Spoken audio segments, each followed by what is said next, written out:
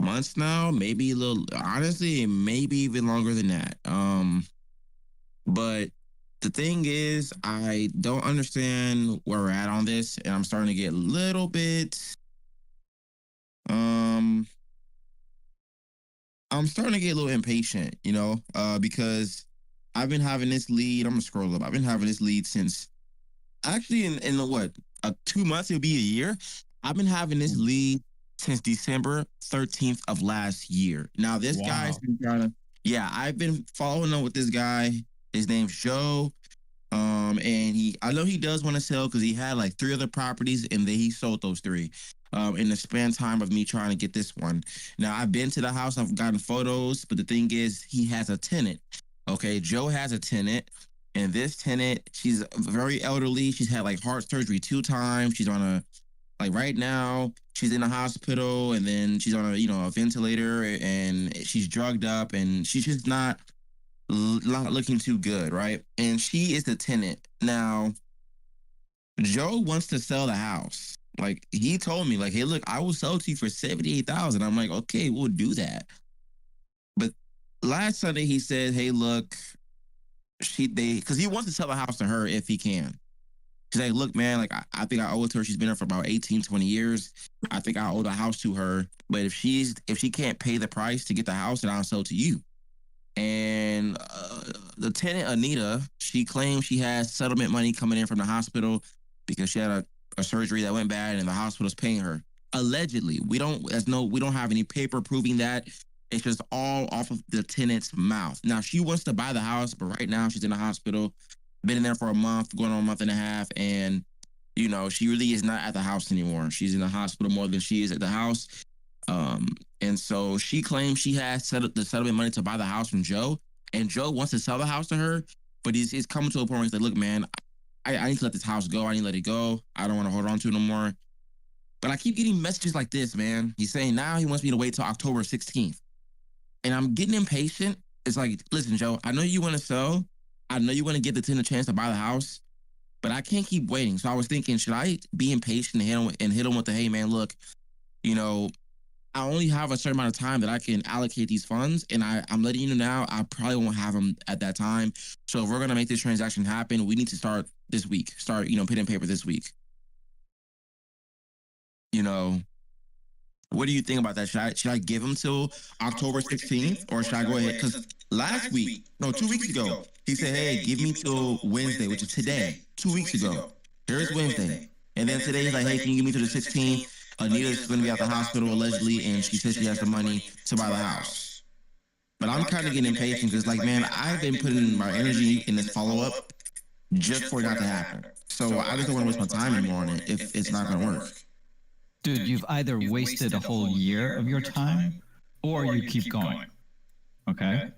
So here's what I would recommend. This is what I would do. I'm not going to even recommend it. This is what I would do. I would have a heart-to-heart with the seller, with the owner, okay, and say, look, I understand that, you're being really nice. You want to help this lady out, and she has the money and all this stuff. That's wonderful, and you want to help her out as much as you can, and I respect that. I appreciate that. Well, he doesn't know if he has the money. He's just kind of going off her word. We don't know, but I get it. Okay, but you feed him back his own words is what I'm saying. Okay. So that's what he told you. You go along with it, okay?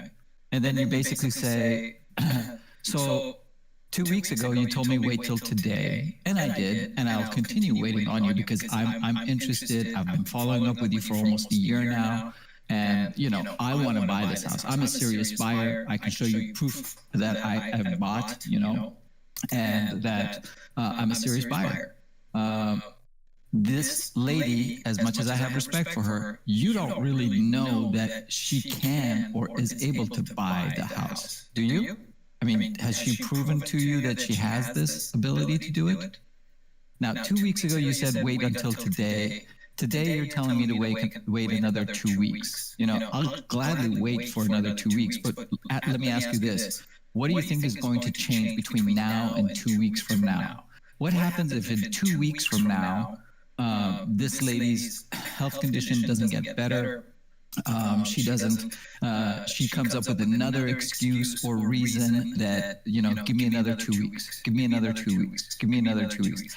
How long do you want to keep going with this lady and saying, okay, I'll give you 2 more weeks? Okay. Basically, what I want you to do is paint a future for him of what could happen if he waits until, she says, okay, I'm ready to buy, or just turns around and says, nope, I don't have the money. Right. And obviously, you want to paint that picture so that it's, bleak for her and strong for you. So, you know what, Mr. Seller? I'll be here, but I'm telling you, there will be another reason or excuse in 2 weeks on October 16th that she's gonna give you. And how long do you want to keep stringing along? Right? Come, let's close this together and let's get it done so that by the end of this month, you're done with this house. Okay. Heard. I'm going to call him that. So pretty much paint him a picture, and it's really just using force against him, honestly, and letting him realize that. So I'm just gonna go ahead and I'm gonna pitch that to him and see how it goes, because I was gonna go on a different approach, and I think this is the better approach. So I'm gonna use this approach versus my other one that I was gonna do. Yeah, I mean, the other approach is the ultimatum, is what you're talking about. Okay, you're saying, hey man, either let's do it or forget it. Okay. And I'm not so sure if that's the right approach. Again, he cares. This tenant, man, like she's been there 20 years, and he thinks he owes her the house. I get it. I understand. I get it. So I'm just gonna. Why does he think that he owes her the house? Why does he think that? Yeah, because she's done so much to the house, and she's been there for so long, and so. He thinks that, hey, look, she really wants the house. She's been there for that long. And this is kind of why I feel like I owe it to her.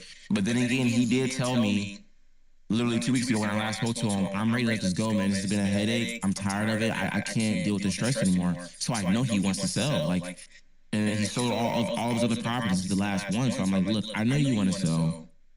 Let's get this done over with. I'm ready to go. And so I'll go ahead and paint that picture for him. Yeah, I mean, if he thinks that he owes her the house, tell him, you know what? A really nice gesture on your part would be that you just gift the house to her. Why don't you just do that? Right. It sounds like he doesn't want to do that because he's going to get more money out of her. Of course he doesn't. Yeah, of course he doesn't want to gift the house to her. Right? We're being facetious. We're making fun of the situation. Right. If you think that you owe her the house, give it to her. Gift it to her for zero, for nothing. Right. Wait a second. What are you talking about? No. Yeah, I'll sell it to her, but I won't give it to her. Now you put a wedge between him and her. Now you dig a little deeper and deeper into that wedge. Yeah. I'm gonna try to do that. If I can get him closed today, I need to, because I know I can sell it. I just gotta get him. Yeah, and you can also add on top of it your strategy, which is, look, Mr. Seller, I'll be quite honest with you.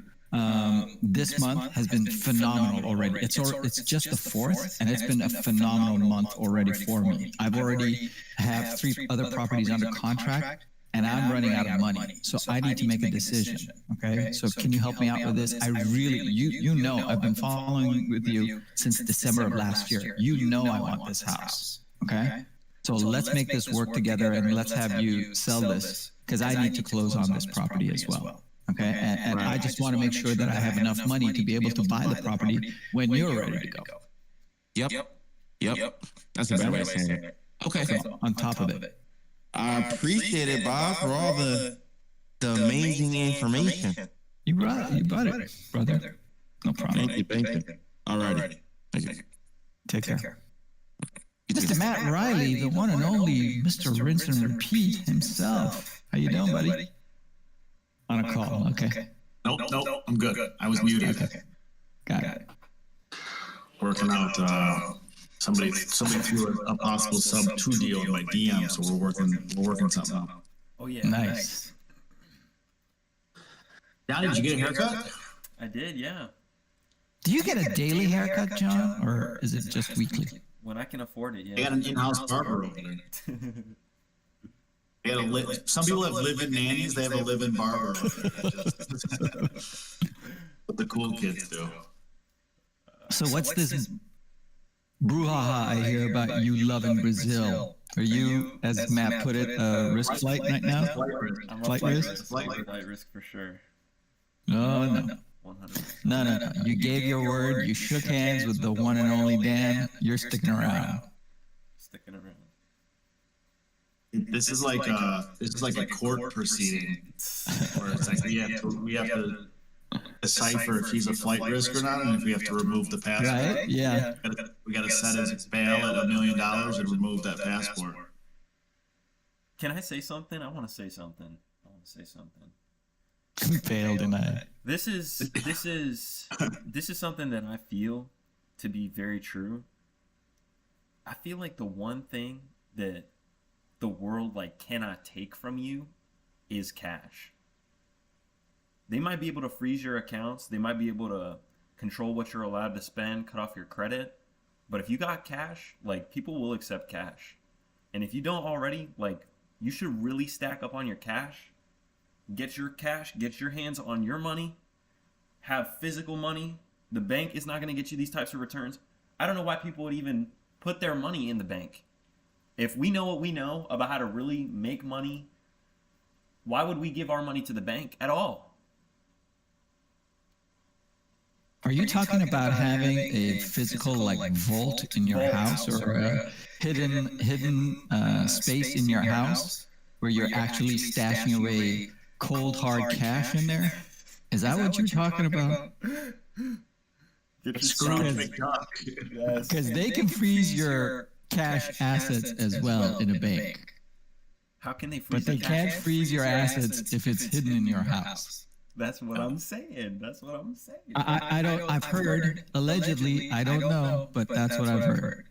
How could they come and take my assets? They'd have to get it over my dead body, bro. That's my credit. I want one of those bank vaults that just really spins the dial, and you gotta put the combination in there, and then open up the big bank vault door. Oh, that's funny. All of that, you open it up, and there's 60 grand in there. You're like, oh, I thought there'd be way more than that in here.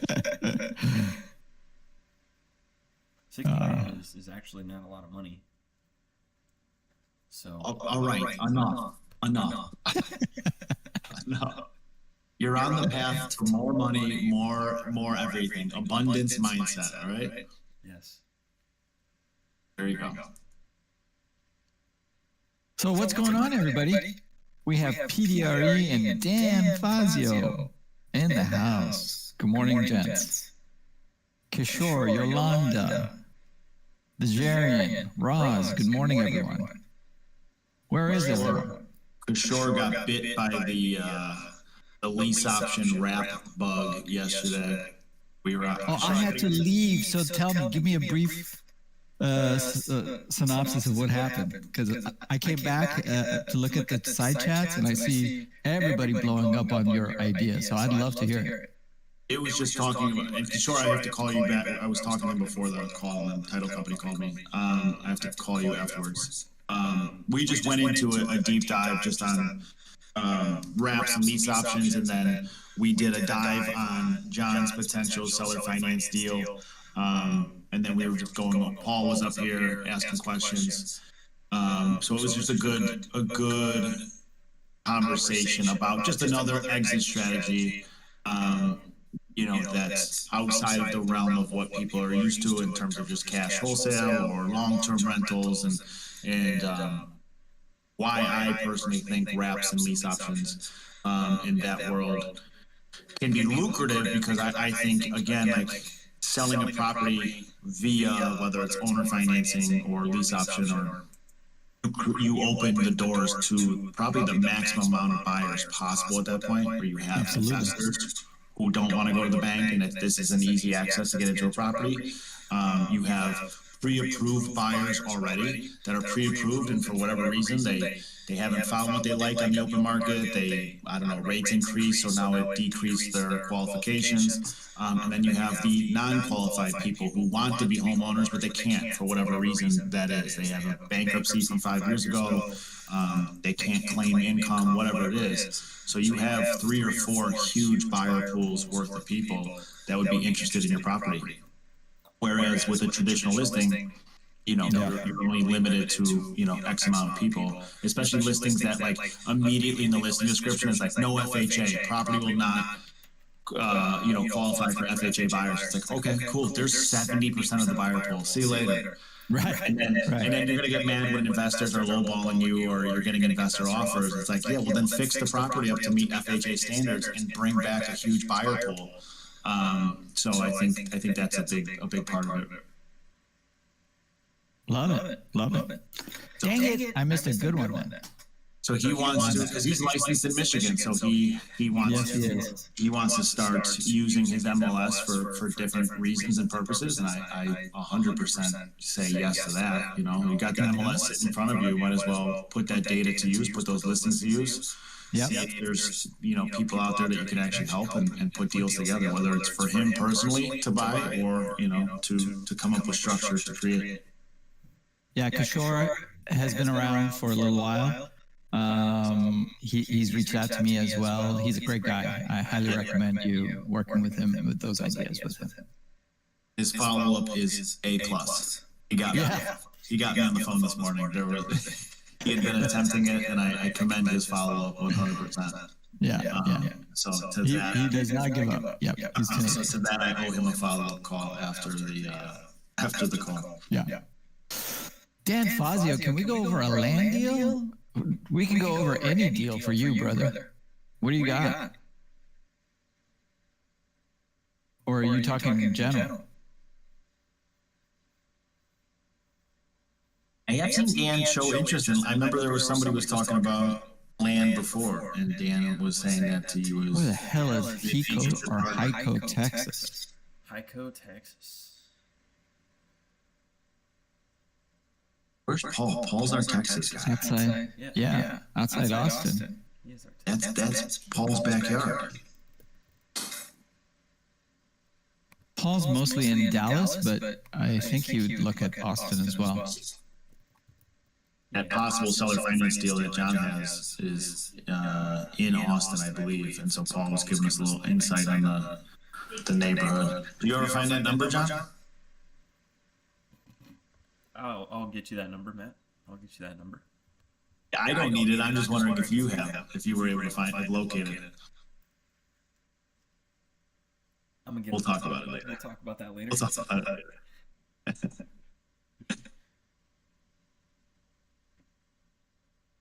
Texas is slowly becoming my favorite market, I think.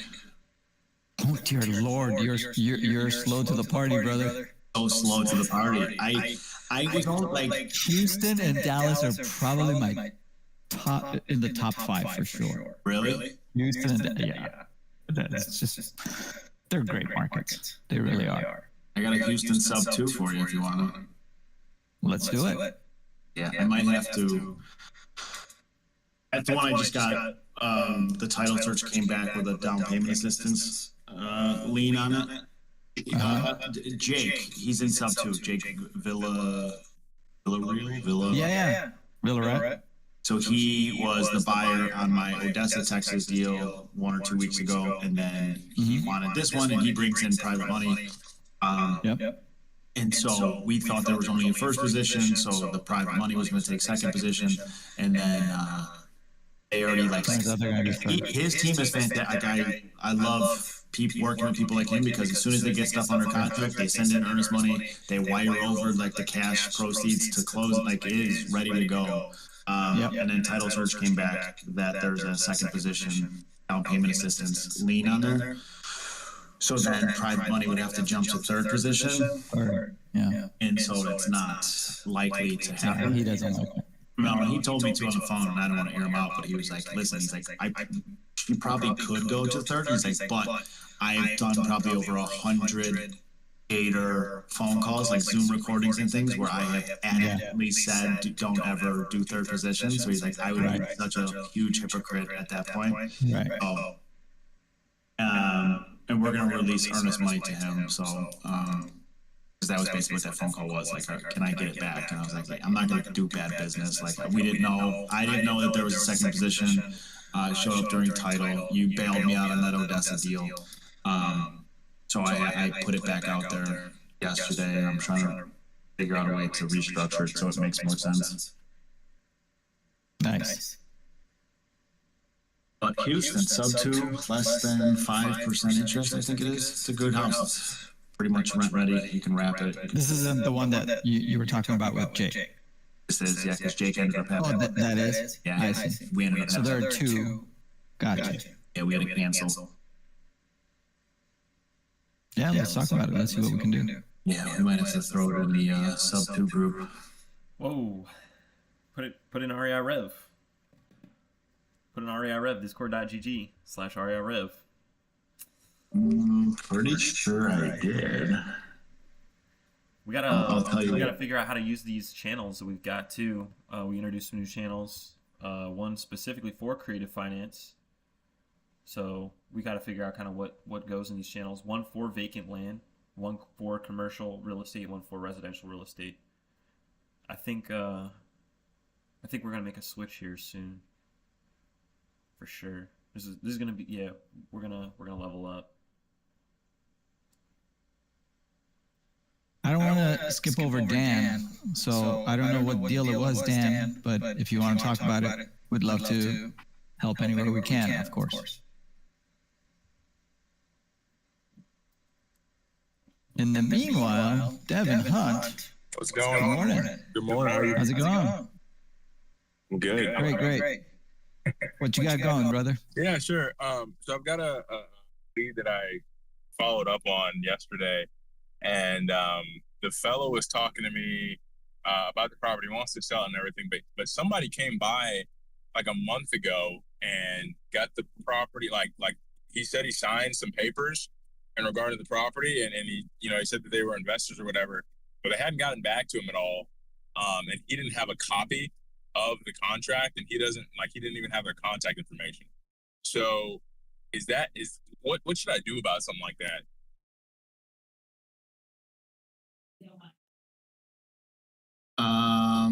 He doesn't have a copy of it. Yeah. That's always the tricky part. I wonder if they filed a memorandum on the property, because that would cloud title. So if you tried getting under contract and then sending it to title would do a title search, and it would be on there. Right. If it's not a memorandum and the person hasn't responded, obviously every contract usually has a due diligence period, and after the due diligence period expires, the contract would either terminate or proceed. And if they're not in communication with him and there's no memorandum filed on the property, I feel like it would be fair game. I mean, a seller's allowed to do what they want with their property, and if the seller has, for all intents and purposes, tried to reach out to this person over X amount of period of time and they're not responding to him, what other choices does somebody have? Right. That's what I figured. And so I'm gonna have a conversation with him later today to kind of get, to see if he has documentation of reaching out to them, or any information that he didn't tell me yesterday. So okay, cool. He doesn't have the contract that he signed.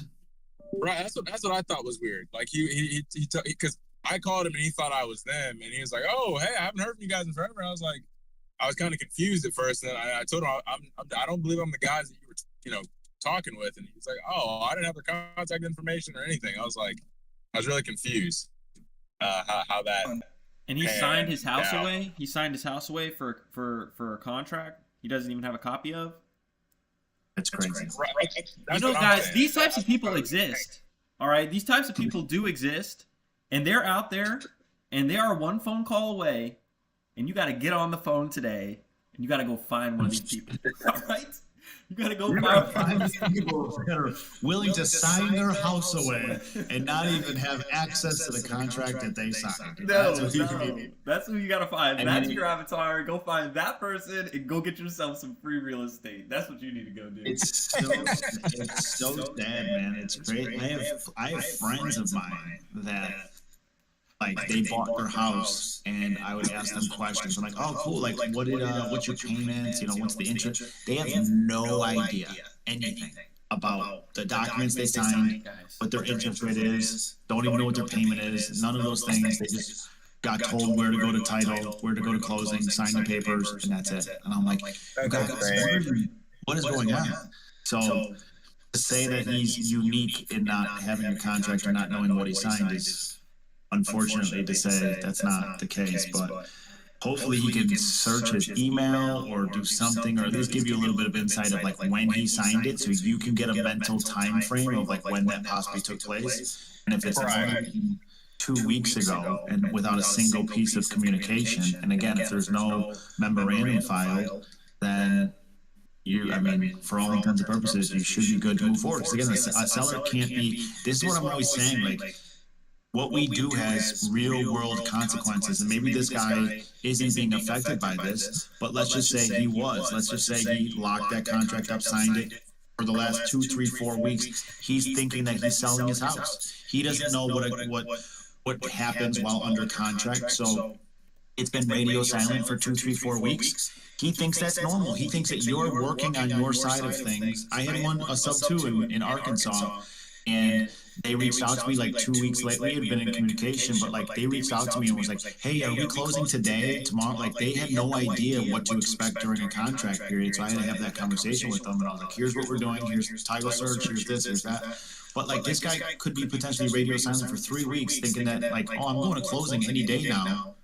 And then all of a sudden you call and you're like, oh, I'm not those guys. And he's like, what? I thought I'm pretty much closing on this thing, and now I have no idea what's going on. So what we do has real world consequences. And maybe those people got abducted by aliens or fell off the face of the earth. Or maybe they were inexperienced wholesalers who, once they got it under contract, were like, what do we do with this thing now? We don't know what the next step is. We don't have cash buyers for this. We don't have anything.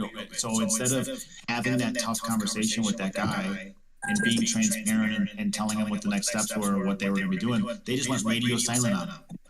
And that's messed up. Okay. That's why you need a TC when you can afford one. TC, and they know what they're doing, like LRA, they'll jump on it right away. Well, I appreciate you guys. I'm going to reach out to them today, and I'll see what goes on. Sounds good. Hey, but keep us posted. Real quick, gentlemen, ladies and gentlemen, I want to say this. I want to say huge congratulations. I saw some serious growth in the community today. We saw Lizaire post about getting a deal under contract, and they already have the buyer. I seen her pulling up day in, day out, not really saying too much, but here. And to see that the people that are here are making progress in this business goes to show that we're doing something right, because that is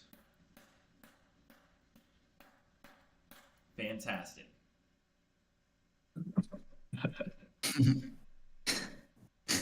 Congratulations. Yeah, I mean, I that's what I think makes it worth coming up here for and doing this on a daily basis, because as much as there's inaction in the community and just in general, it's just human nature, right? But as much as there's inaction, whenever you see something like that and you see that there are people here who are trying and putting into work, guys like Devin even too, showing up on stage every day, asking new questions, you can see that he's actually putting in work behind the scenes. So once you see them put under contract and do deals and have the buyers already, like, makes you feel good. It makes you feel like, okay, this is helping people, which always, is good.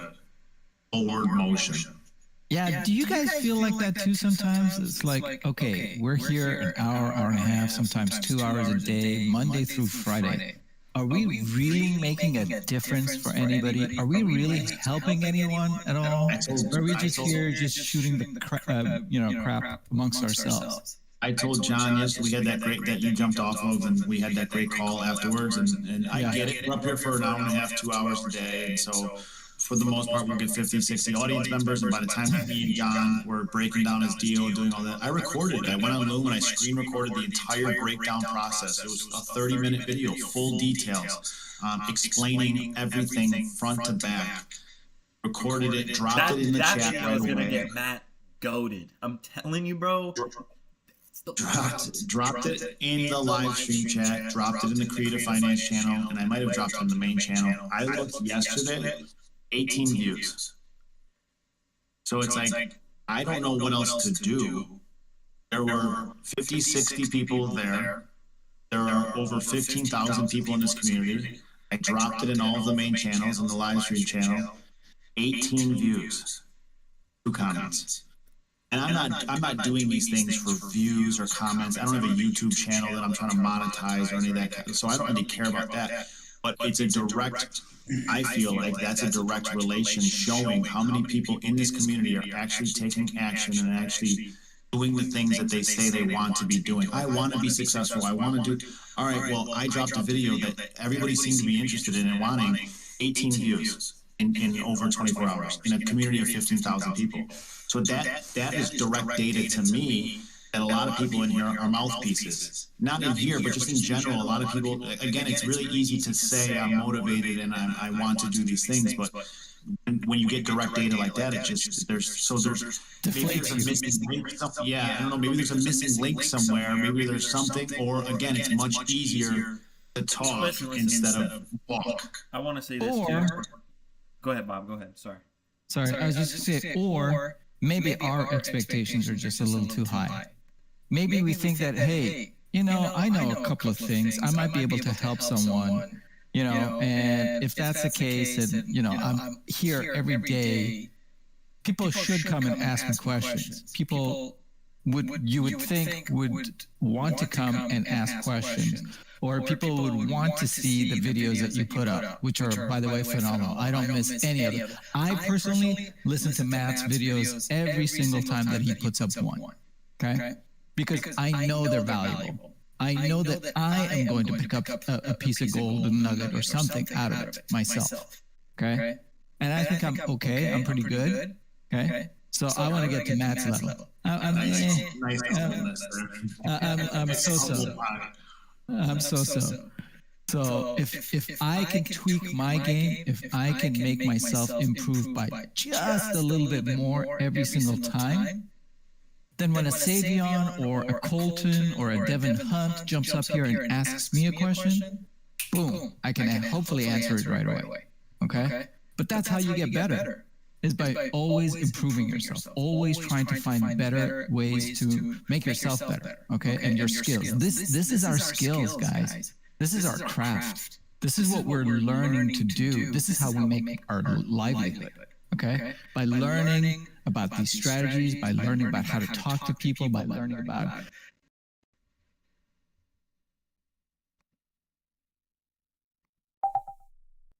learn how to be legal and not do anything stupid. Okay, all of these things are skills and crafts that we have to work on every single day. Every single day. You don't get to work on this 5 days a week. You got to be practicing this 7 days a week. On days that I'm even with my family, as I'm driving or doing something, back of my mind, I know what's going on. Yeah. Turn it off. Yeah, right? You can't. I can't. I'm trying. Look, when I'm exercising in the mornings, I'm listening to someone like a Matt. I'm listening to someone like a Pace, okay? I'm trying to learn more and more and more every single day. And that's the whole purpose of this. So when I do these things, I think, well, if I'm doing it, everybody else should. And that's where my expectation goes up, Yeah. And so when I see that we've got 12,000 plus members here and only 40 to 60 people show up on a daily basis, it's kind of deflating, right? And that's why we had that conversation about, hey, maybe we should change the time. Maybe it's the time that people can't make it. Maybe we should have another day. But then people told us this is the time that they want too. Yeah, That's what I'm. Again, it gets confusing. It's like the ebbs and flows of business, right? Like sometimes you have a great month and a low month, but this just seems to be consistent, and it gets not. I don't want to use the word frustrating, but we do come up. And what's frustrating to me is I always see like the other end of things where people are like, well, if this person's so successful, why are they charging for things and why are they doing this? And it's like, well, here we are doing things for free, and this isn't me. This is not me saying like we're going to start charging or we should start charging, but this is the mentality of people that do charge, is because we sit up here for upwards of 2-3 hours sometimes a day answering anything that anybody wants, breaking down deals, whatever that is, for free, and then we get the same consistent 40 to 50 out of 12 to 13,000 members or whatever it's up to. I drop videos that get 18 views. So again, it's like the information that's being put out is not being reciprocated in terms of the viewership and the things like that. So it becomes frustrating where it's like, is a lot of it just mouthpiece? I want to be successful. And like Bob is saying, like our mentalities are up here of what we expect from ourselves, what we're doing on a daily basis.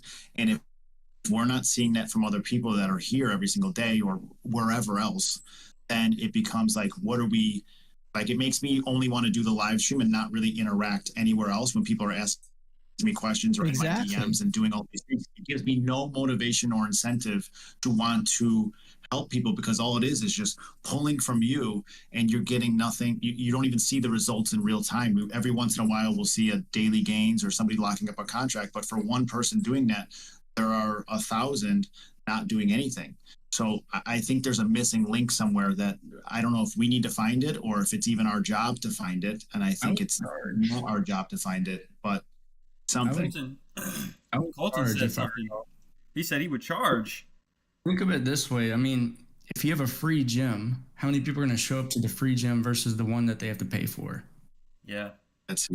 And it sucks because you try, and again, I wasn't here from the beginning. So when I'm saying this, I'm just speaking out loud. But like when you try to build something for free, right? Like John and Bob and Dan and all the other individuals that started this group from the very, very beginning, tried to build something for free and make it sustainable. And now it's built to over 12,000 members. And it's honest to God, I'm not a Discord person. This is the first Discord I've ever been in, but we've jumped into other ones to see kind of how they're doing it. This is hands down, not even a fair comparison, the most interactive group, and especially Discord, that I have seen out of the 5, 6, 7, 8 other ones that we've jumped into to see how there are other ones where the owner of the group speaks on stage. There is no side chat. No one's even allowed to talk. You just sit in the audience and have to listen to this person talk, and that's it. There's no interactions. Nobody's allowed up on stage. There's no side channels where you're allowed to start your own conversations, post your own deals.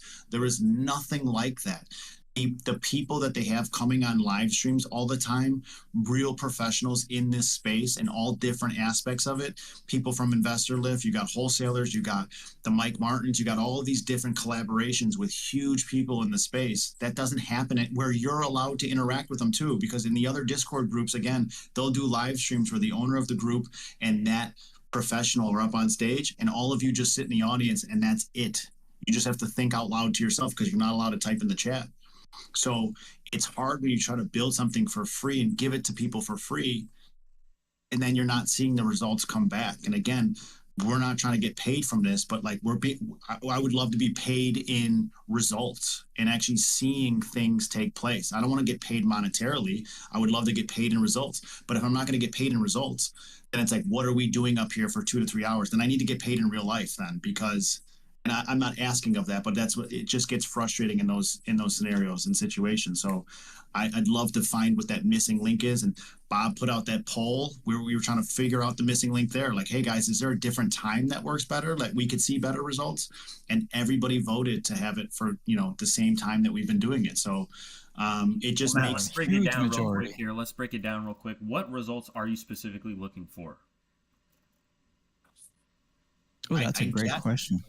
It is a great question. And I think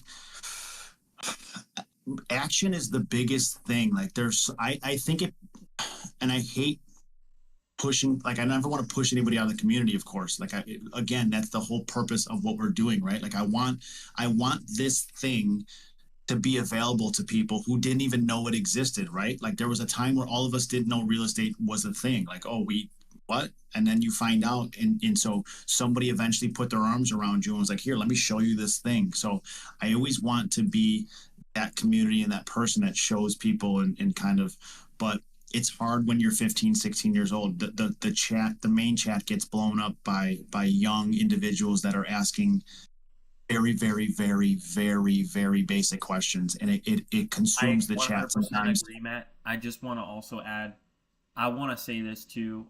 We may have that number of 15,000 next to our name, but a majority of that was coming from TikTok, and this was one thing, that we needed to be aware of, was kind of how we funneled that traffic through to the Discord. Though realistically, I want to say that our community is about 2,500 members strong. We got about 2,500 people that really show up, and they kind of go through like the 50 in here. But if we're to take a little bit more of a realistic look at the 55 people out of the 2,500. That's 2%. Yeah. So really, this is the 1%. I believe that the people that show up here on a daily basis, no matter what happens before the show or what happens after the show, are a part of the 1%. And I don't believe that they show up for no reason. I don't believe in coincidence. I believe that nothing is random. And so I really want to see more people take advantage of this unique opportunity to be in proximity with people like Matt and Bob and Dan and AB and anybody in here who's done deals and who's doing deals and do deals. That's the result that I want to see. I want to see the daily gains popping. I want to see somebody either locking up a contract every day or selling a contract and cashing out every day. Those are the types of results that I want to see. And I mean, and I don't think that people are writing in the chat just to like suck up. Like, this is the best REI Discord I've ever been in. Been in a few others. There's nothing close to one. Then somebody else wrote, this is my first time being in the live stream because I recently joined. I can strongly agree that this is the most interactive Discord when it comes to gathering information. And again, there's no reason for people to suck up. Like again, this is the first Discord group I've ever been in, but since joining this, I've jumped to other ones just to gather some information, to see what other people are doing, to see like if there's anything that we can improve, kind of give and take thing. And it is not even remotely close. Not even remotely for what you're getting for free.